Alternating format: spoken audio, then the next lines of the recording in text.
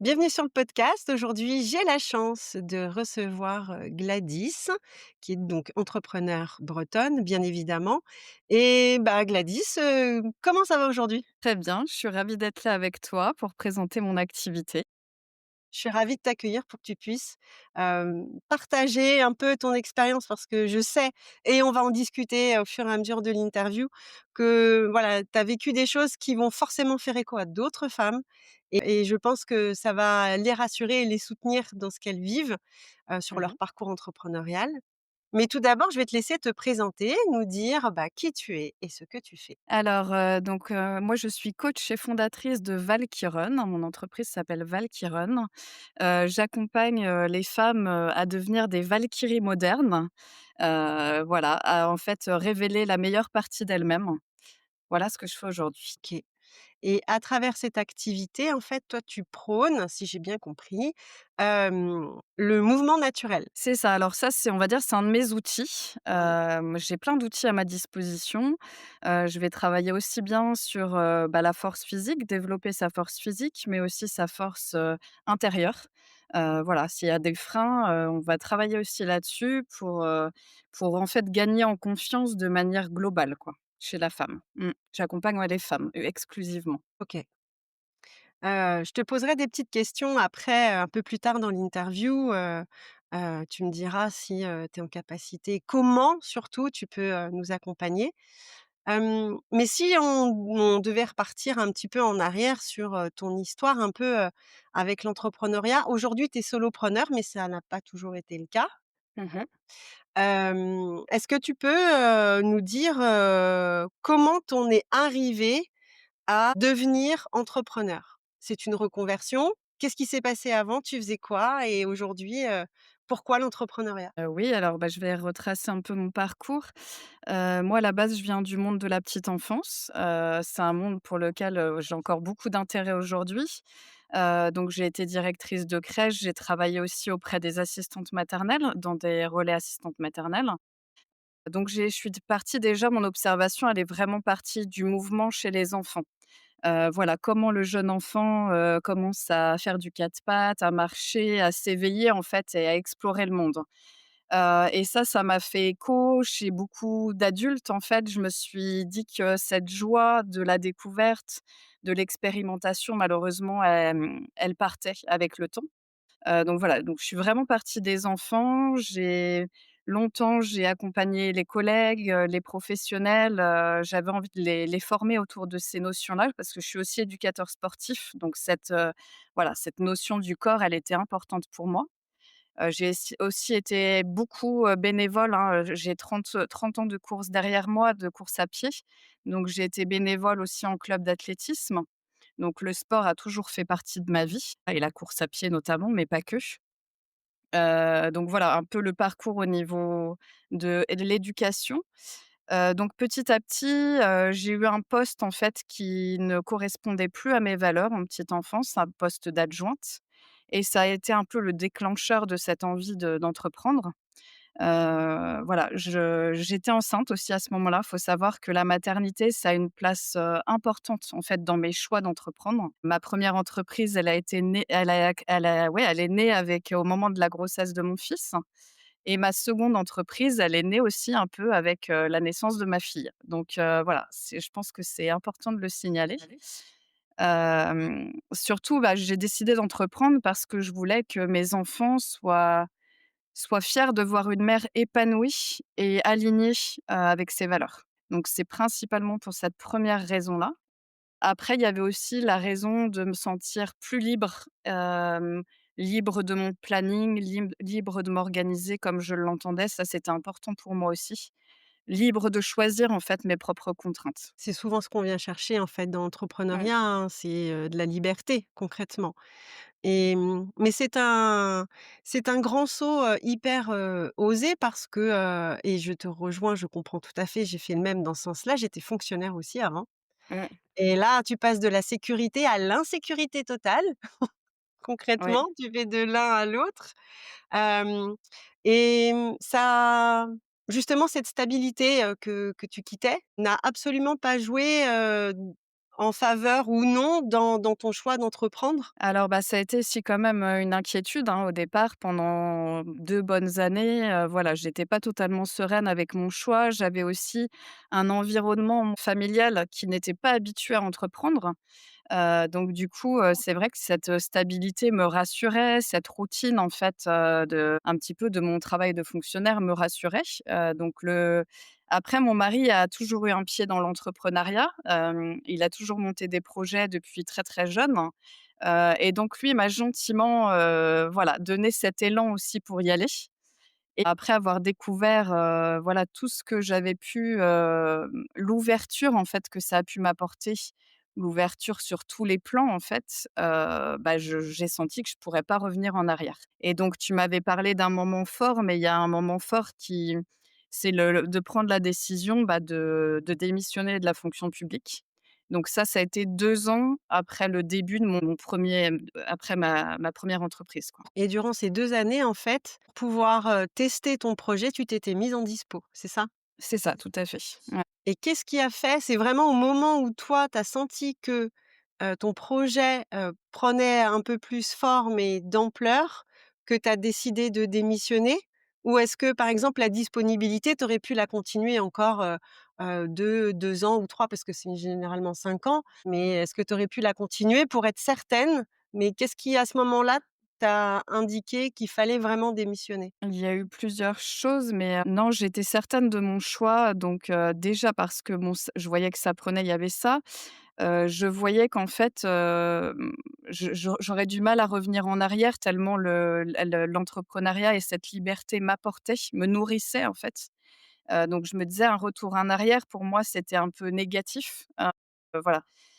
Donc il y avait ça et puis ouais, voilà, principalement ces 2 raisons-là. Je me voyais pas revenir en arrière. Et sinon, il y a une troisième raison, c'est aussi le fait que j'avais pas d'accès à la formation.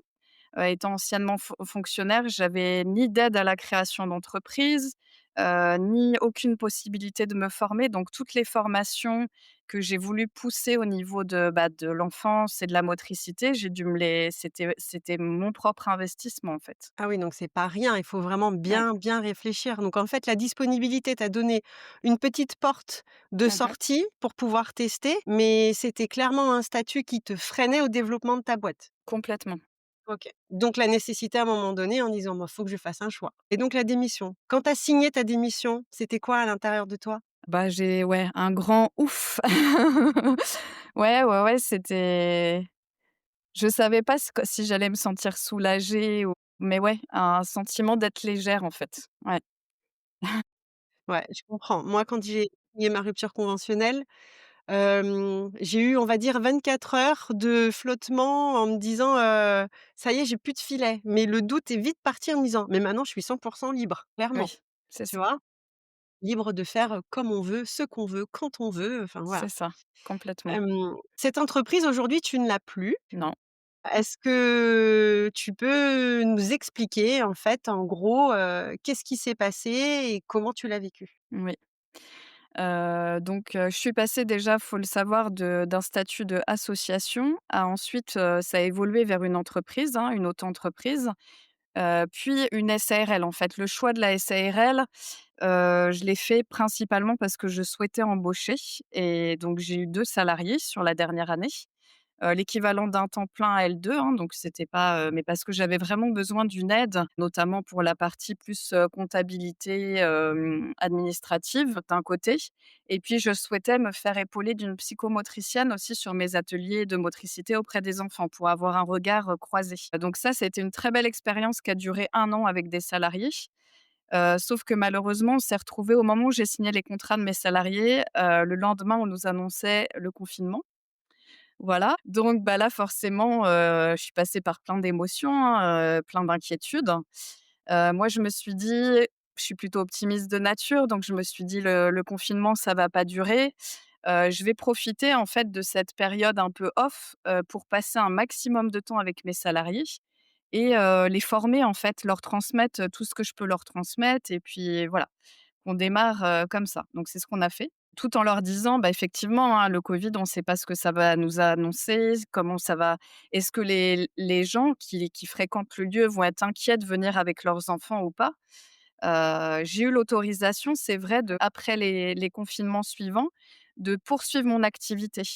Parce que, c'était un intérêt public, en fait. On m'a dit: «Les gens ont besoin de sortir avec leurs enfants». On était masqués, hein, bien sûr, il y avait beaucoup de règles au niveau d'hygiène et tout ça, mais les parents avaient besoin d'un lieu pour, bah, décharger, parler de leurs difficultés à rester à la maison avec leur enfant, quoi. Donc voilà, donc on a tenu comme ça pendant 1 an et puis, bah, après voilà, au niveau financier, moi j'avais certainement été mal accompagnée. Ça, c'est un des points que j'aborderai peut-être plus tard dans ton interview, mais voilà, j'ai pas toujours été bien accompagnée sur les décisions à prendre au niveau financier notamment.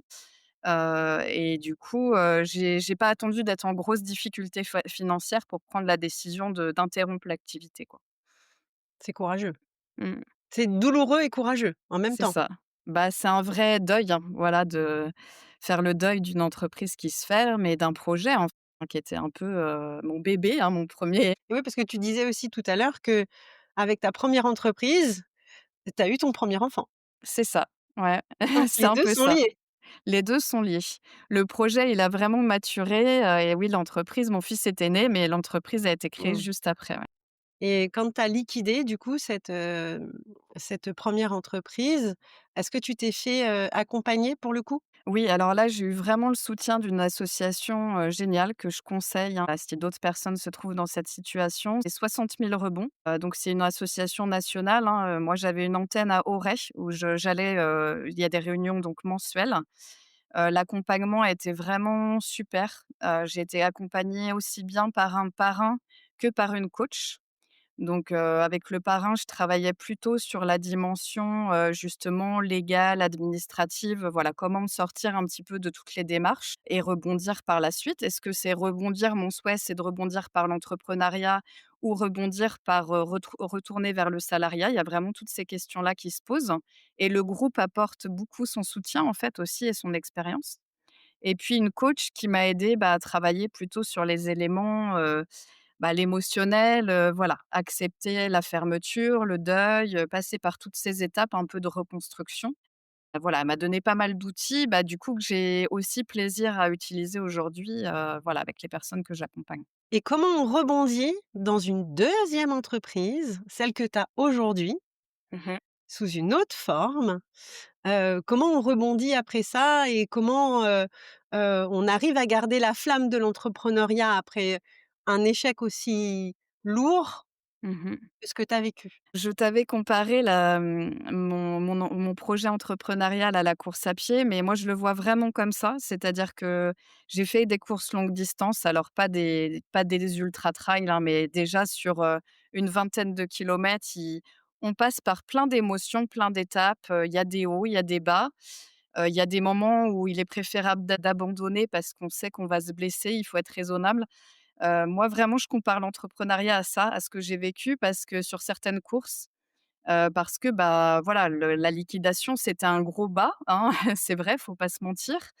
Ça joue beaucoup sur la confiance en soi, enfin, voilà, il y a pas mal de choses à reconstruire, mais ça m'a permis de rebondir et d'être plus alignée pour mon 2 projet, du coup, de savoir ce que je ne voulais plus et ce qui était important pour moi, les valeurs que j'avais envie de transmettre. Donc je pense qu'aujourd'hui, mon deuxième projet, je l'incarne davantage encore que le premier. Et donc aujourd'hui, tu accompagnes plus les adultes, au C'est ça. final? OK. Ah oui, parce que j'ai vu, bah, dans tous ces 4 ans d'expérience auprès des enfants ou auprès des collègues, hein, même en petite enfance, j'ai vu que souvent la femme s'oubliait.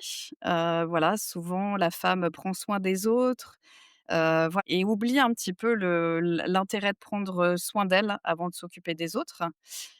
Aussi bien donc je parle là, aussi bien d'un point de vue physique, hein, prendre du temps pour sa santé physique, mais aussi la santé mentale. Donc moi, en plus, comme j'étais dans le social, bah, la santé mentale, elle est aussi super importante. Donc voilà, j'ai eu envie de prendre soin des femmes et les aider à trouver les clés, en fait, pour prendre un peu plus de temps pour elles, prendre soin d'elles.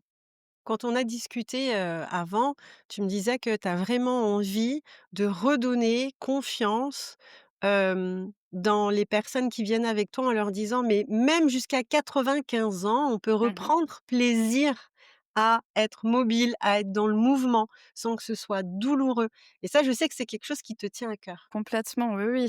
Je dis souvent, la nature est mon terrain de jeu, mais donc comme les enfants, j'ai envie que chaque personne, qui m'observe, en fait, se sente un peu inspirée et envie de tester des choses et se dise: «Bah, ouais, moi aussi j'ai le droit de le faire sans avoir peur du regard de l'autre». Parce que ça, c'est quelque chose sur lequel moi j'ai beaucoup travaillé aussi personnellement. La peur du regard de l'autre, bah, non, je vais pas faire ça, je vais parce que c'est pas politiquement, admis, voilà. Aujourd'hui, je me dis: «Non, mais si c'est bon pour moi, pour ma santé, pour mon bien-être, pourquoi je le ferais pas, en fait?» Hein, c'est clair, tu as complètement raison et c'est comme ça qu'est apparu, Oui, Valkyron. c'est ça.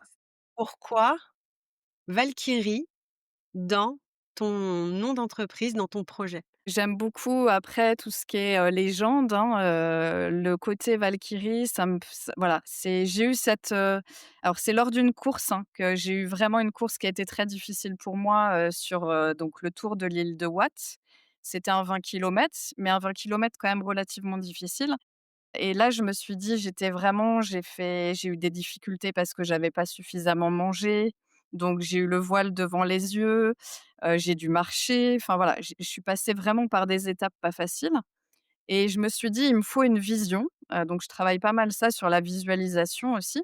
Il me faut une vision pour m'aider à avancer, et donc ce qui m'est venu, c'est vraiment, voilà, je suis la femme Valkyrie, j'ai les bateaux vikings qui m'attendent, au port de l'autre côté et mes enfants qui sont dessus, je peux pas abandonner, il faut que j'y aille, je suis entourée de femmes fortes aussi. Souvent, ça, c'est un de mes repères aussi en course, hein. J'observe une femme un petit peu devant moi et voilà, je vais m'accrocher à cette personne-là. J'ai un petit mot aussi pour cette personne-là ou un petit mot pour les personnes qui se retrouvent en difficulté. Ça, c'est important aussi pour moi.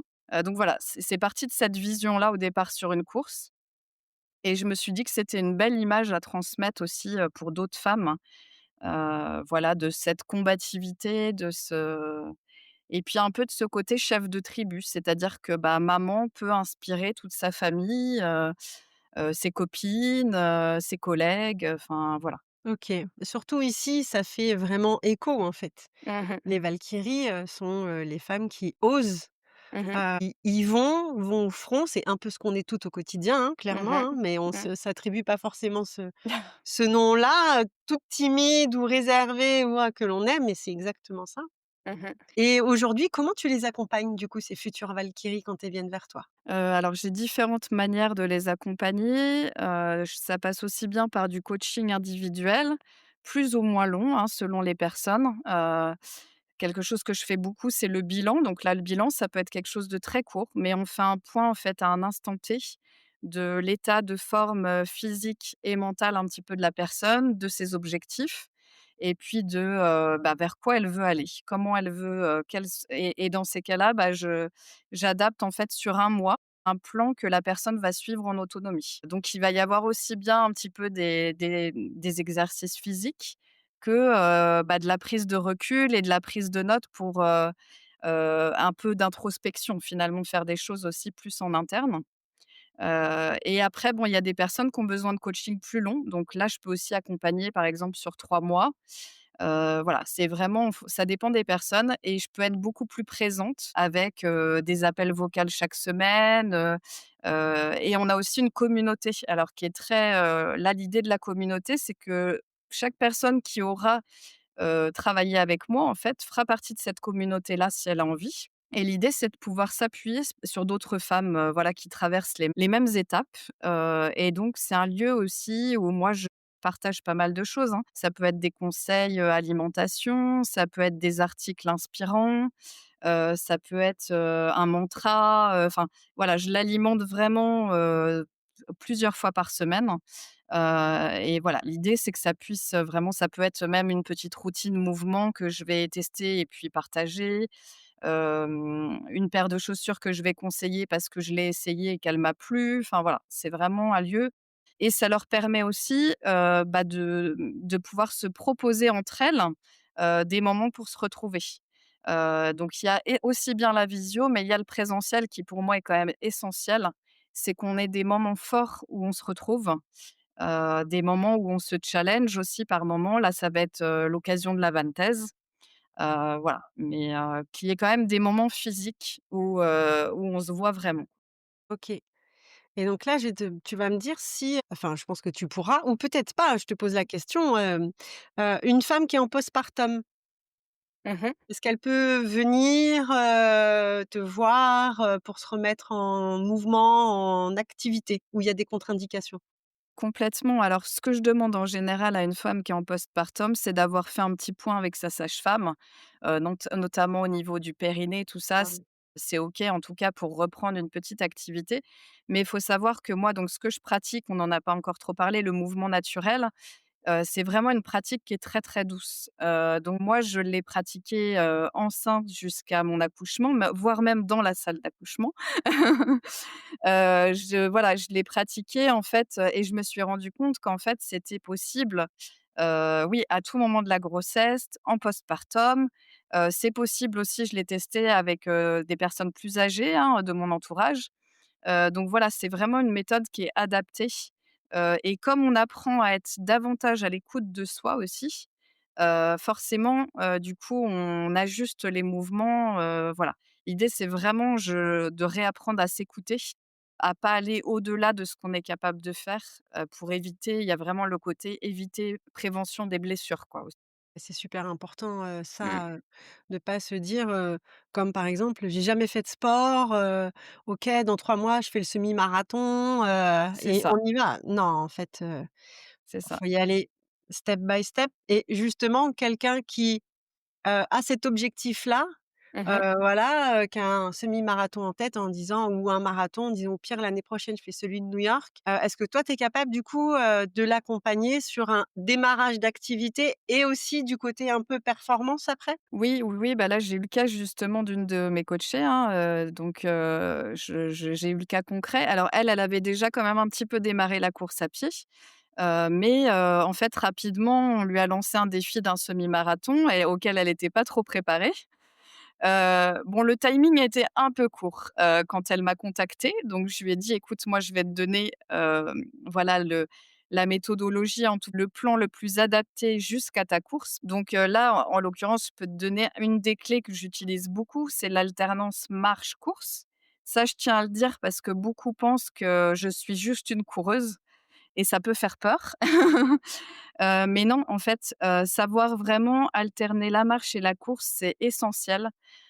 Aussi bien chez un débutant que chez quelqu'un qui fait un ultra trail ou un marathon. Donc ça, c'est vraiment déjà une des clés, c'est apprendre à voilà, plutôt que de se dire: «Bah, non, il va falloir que je cours tout le temps, sinon, j'aurais pas, checké mon objectif, quoi». Non, participer à une course, on a le droit de marcher, quoi. Ça fait vraiment partie de ça, c'est important, c'est un message que j'ai vraiment envie que les gens retiennent aussi. OK.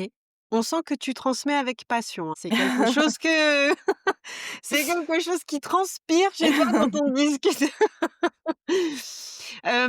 Si jamais, voilà, une personne obèse, Mmh. voilà, donc avec des soucis de santé associés et elle vient vers toi, Mmh. est-ce que c'est OK? Moi, je connais la réponse, mais est-ce que c'est OK? Et enfin, voilà, parce que c'est pas forcément évident, quand on a des pathologies associées, de se remettre en mouvement et sans vouloir avoir forcément un objectif de perte de poids derrière, mais surtout de se sentir mieux dans son corps. C'est Comment ça. ça se passe? Bah, c'est tout à fait ce que tu viens de dire, hein. Je vais reprendre tes mots que tu viens si quelqu'un me dit: «J'ai envie de perdre 20 kilos», là, par contre, je vais lui dire: «Bah, non, écoute, moi, je parlerai pas de kilos, en fait. Je parlerai pas de poids sur la balance, je parlerai pas de» pour moi, dans ma méthode et dans mon mode de vie, je dirais même au général, c'est, partir déjà du ressenti. Donc être dans un ressenti qui va être beaucoup plus positif. Ce qui est important pour moi, pour une personne comme ça, c'est de connaître un peu son parcours, savoir s'il y a vraiment des zones au niveau santé à prendre en compte qui sont importants. Et là, si je sens que moi, je suis pas assez formée pour le faire, je serai en mesure aussi de dire, bah, là, non et d'orienter peut-être, voilà, vers quelqu'un que je recommande. Mais par contre, si je sens que la personne, je suis en mesure de l'accompagner, Ça va être vraiment d'adapter, mais plutôt sur du ressenti. Là, qu'est-ce que tu ressens au niveau, bah, de ton cardio quand on fait tel ou tel exercice? Quel plaisir tu as pris à faire tel mouvement? Voi essayer de mesurer et la notion du plaisir, ouais, elle est hyper importante pour moi. C'est vraiment quelque chose que je valorise beaucoup. Bah, du coup, je pense que là, c'est clair. La quelle que soit la personne qui est en train de nous écouter, qui a envie de se remettre en mouvement, Mmh. et c'est pour ça que je parle pas forcément de sport, parce que le sport, Tout on à fait. l'associe surtout à de la compétition, à de la performance. Mmh. Mais là, une remise en mouvement plus ou moins lente ou rapide, Mmh. je pense elles ont compris qu'elles peuvent faire appel à toi, quel que soit leur état. Tout à fait. Et parmi la communauté, il y a déjà des profils, un peu différents. Donc elles pourront trouver soutien C'est ça. et oreille attentive, bah, Mmh top, mh. super. J'aimerais qu'on parle, de quelque chose qui t'est arrivé, qui a pas mal remis en question tes projets et qui t'a pas mal remis en question toi, physiquement et psychologiquement. Parce qu'en 2020, tu as fait une chute Mmh. et ça a été un accident, qui t'a, stoppé net, Ouais. physiquement et psychologiquement dans tout ce que tu faisais, et tu me disais que tu avais, même dû réapprendre à marcher, que ça avait été compliqué. Oui. Hem, Est-ce que tu peux, du coup, nous expliquer comment tu as réussi à tirer du positif dans tout ça? Et en quoi, ce que tu as vécu à travers cet accident t'a permis de construire ou d'envisager, l'accompagnement que tu proposes, aujourd'hui? Bah, alors donc déjà, donc il s'agit bah, d'une chute, hein, que j'ai fait. Je suis tombée d'un arbre. Bah, j'ai eu une rupture de, 3 vertèbres, hein, au niveau, voilà, du bas du dos. Alors pourquoi j'étais dans un arbre? Parce que en fait, dans le cadre de ma certification sportive, MoveNat, le diplôme que je devais passer du coup, cette année-là, il y avait une partie des compétences où on doit être en mesure de monter dans l'arbre, de descendre de l'arbre, enfin voilà. Donc ça m'a assommée, et je me suis retrouvée, bah, à peu près 1,5 m plus bas, inconsciente, puisque la branche m'avait assommée. J'ai eu la chance effectivement que mon mari et mon fils me retrouvent parce que c'était quand même un lieu assez isolé et j'étais sans téléphone. Donc voilà, donc mon diplôme sportif, cette certification, c'était un instructeur qui venait, international, donc il vient en général en France qu'1 à 2 fois dans l'année. Donc bah, j'avais pas le choix de toute façon que de reporter, mon diplôme à 1 an ou 2 ans plus tard. Là, en l'occurrence, ça a été 2 ans plus tard puisque l'année suivante, à août, à la même période, j'ai eu la naissance de ma fille. OK. Là, on peut vraiment parler de traumatisme. Donc pourquoi ça a vraiment marqué mon entreprise? Bah, parce que déjà d'être complètement immobile, ça a été très dur pour moi. Heureusement que j'aime la lecture, hein, pour le coup, ça m'a quand même nourrie pendant un certain temps. Et comme tu disais, effectivement, j'ai dû réapprendre à marcher. Je devais me déplacer en longeant les murs, hein, en m'aidant du mur pour me déplacer.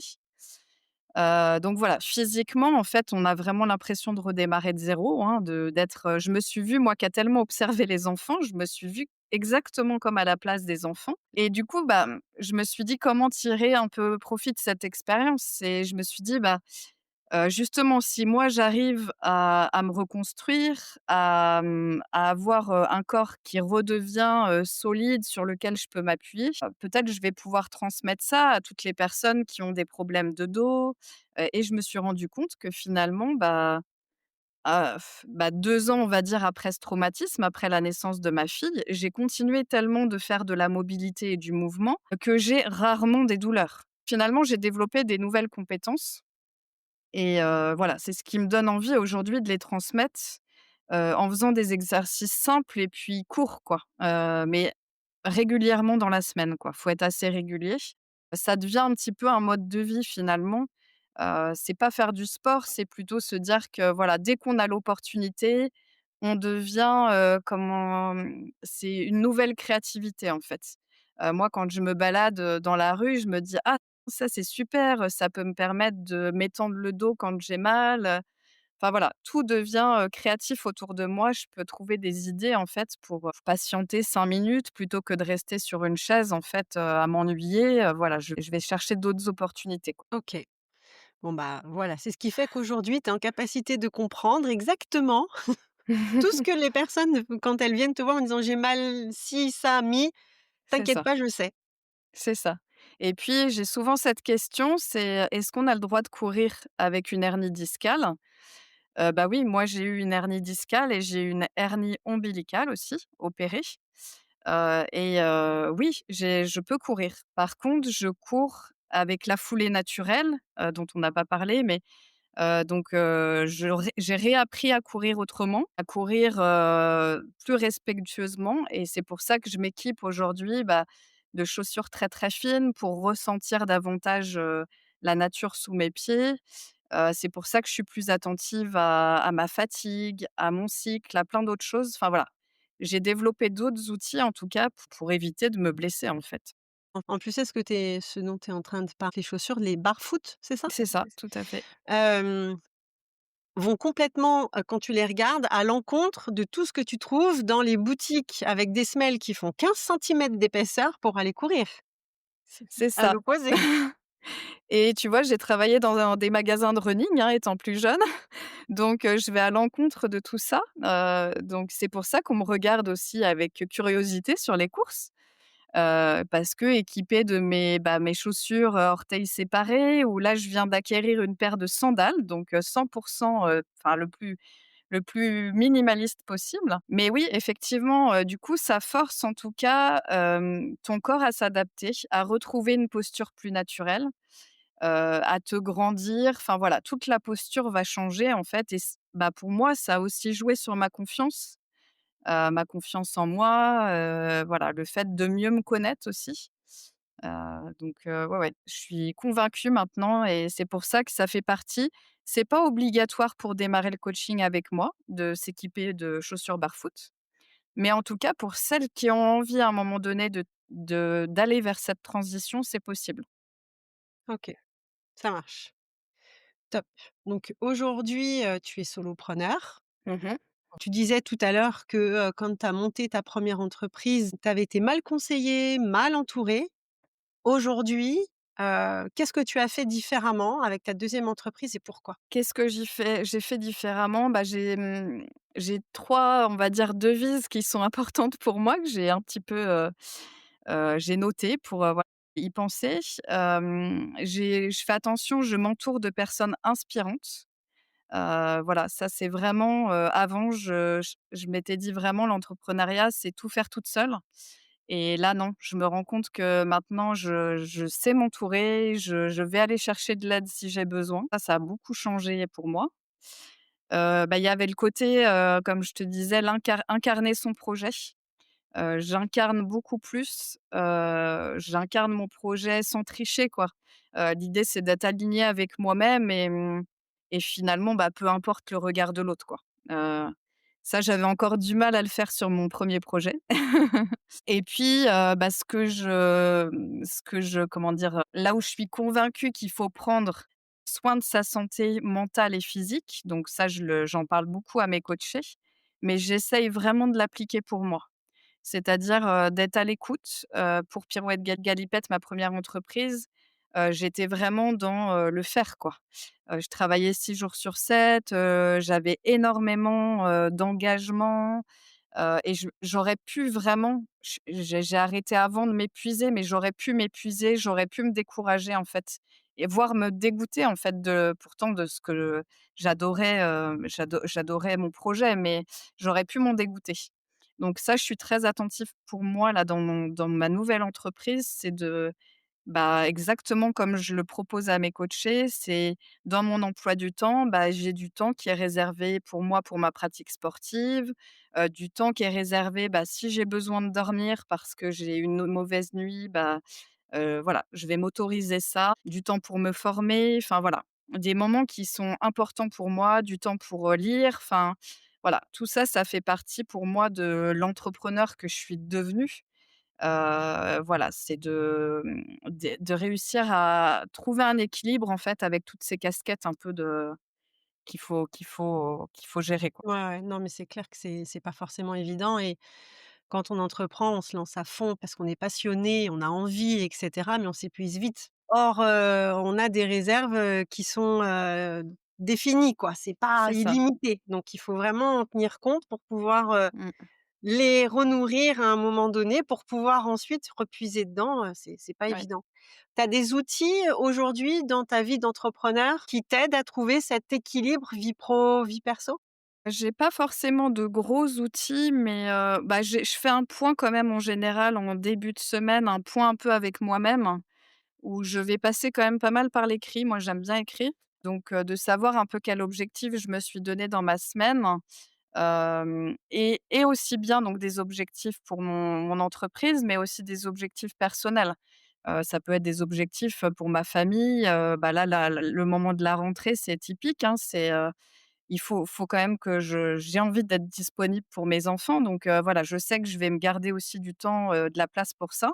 Après, je me garde aussi, bah, du temps pour, m'entraîner parce que, oui, je mets quand même un engagement aussi pour ça important.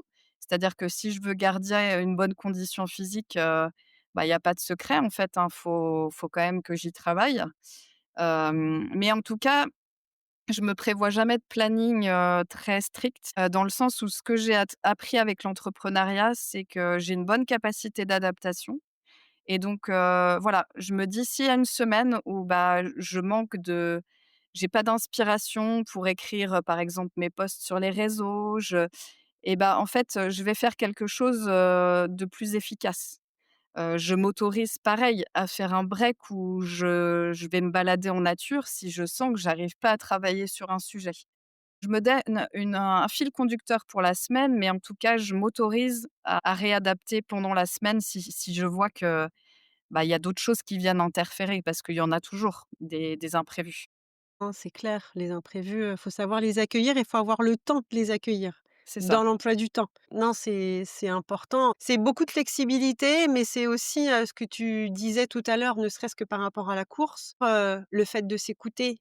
Oui. Qu'est-ce que te dit, ton corps? Comment est ton état d'esprit? Là, s'il y a pas de créativité, elle est sèche, sèche pour, les réseaux Mmh. sociaux, peut-être que tu as de l'énergie pour autre chose, donc réutilise ça pour autre chose. Donc effectivement, ouais, la flexibilité, c'est super important. Bon, bah, là, on arrive à la fin de l'interview, Gladys. J'ai 3 petites questions que j'ai l'habitude de poser à toutes les femmes, qui passent, sur le podcast. La première, c'est si tu avais un message, à, donner aux femmes qui nous écoutent, ça serait Bah, je vais reboucler un peu avec ce que j'ai déjà dit, mais bah, vraiment de faire de sa santé mentale et physique, leur priorité. Voilà. Ça, c'est important, ouais. important parce qu'on n'a qu'une vie Mmh. et que si on n'est pas en bonne santé, on peut rien faire derrière. OK. Quelle serait ta définition de l'entrepreneuriat féminin breton? C'est pas facile ça. Ma définition, difficile à dire, moi ce que j'aime dans l'entrepreneuriat féminin ou masculin, hein, d'ailleurs, mais féminin, c'est que, bah, qu'il y ait une telle, multitude en fait de parcours, d'énergie et voilà, je trouve ça tellement riche en fait heu de pouvoir partager ça, en fait. C'est pour ça que d'ailleurs, ça fait aussi partie, bah, des temps que je garde, pour moi. C'est des temps où on va faire des cafés entrepreneuses, on va échanger sur nos pratiques, s'apporter du soutien. Voilà, ça c'est ouais, on est nombreuses, hein, sur le Morbihan, nombreuses sur ma commune aussi, là, de Surzur.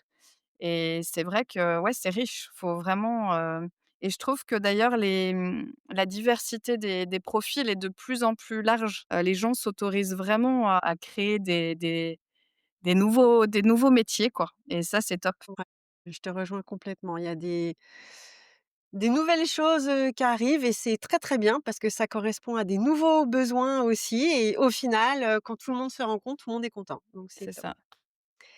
ça. Hem, quand, tu as besoin de te ressourcer, tu vas où en Bretagne? Quel est le lieu, quel est ton lieu de prédilection? Alors moi, j'adore, l'île d'Ar. Je sais pas si je te l'avais dit la dernière fois, mais voilà, l'île d'Ar, c'est vraiment un lieu, j'y suis allée au mois d'août là, où j'aime beaucoup aller. Parce que voilà, je trouve que c'est une île, très authentique, qui reste encore sauvage. voilà, où il y a peu de monde, et voilà, je me ressource beaucoup là-bas. Et un deuxième lieu quand même qui est lié à mon enfance, c'est la presqu'île de Crozon, Crozon-Morgat, dans le Finistère où là, bah, pareil, j'ai tous mes souvenirs, d'enfance, de randonnée, aussi bien à pied qu'en kayak, quand j'étais gamine, et donc ça, c'est un lieu, ouais, que j'affectionne particulièrement aussi. Super. Ben, en tout cas, merci beaucoup, Gladys, de nous avoir, fait partager, ton parcours, ton expérience et ton expertise parce qu'il est fort probable qu'un certain nombre d'entre nous aient besoin de sortir de la chaise et du bureau parce qu'on y passe toute la journée, on est focus sur ce qu'on veut faire, mais on va oublier de garder la bonne santé à côté. Donc, bah, je te remercie encore, pour tout ça et puis, bah, les queens, je vous dis rendez-vous à l'épisode prochain. Ciao. Merci Virginie.